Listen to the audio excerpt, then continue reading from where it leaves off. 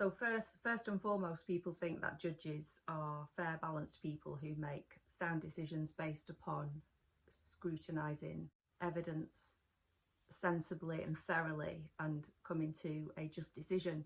However, that is not happening with the family court, and it's widespread. It's not just a few cases, a few unlucky cases. This is widespread.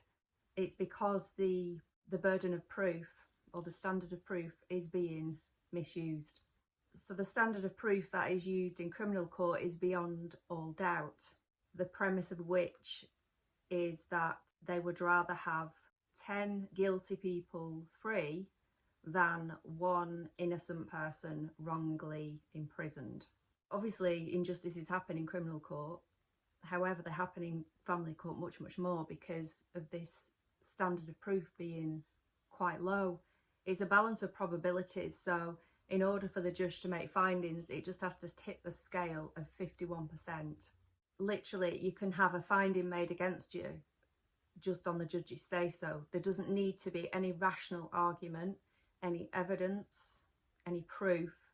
Let's face it, cases like mine and others where children need protecting, whether it's from child abuse or domestic abuse, will be much better off without the family court, with their protective measures that only seem to protect abusers.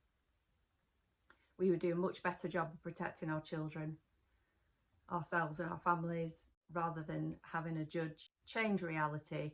The frightening thing is that they can, so the family court that use a low burden of proof, a balance of probabilities, which is there to be abused, not like criminal court, which is beyond all doubt. However, they can get the police involved to enforce their court orders. So then that has a criminal element to it then. How does that make any sense? The family court giving instructions to the police to enforce court orders if they're broken, so that parents, if they so much as try and text their child or give them a hug or tell them that they love them, can end up in jail.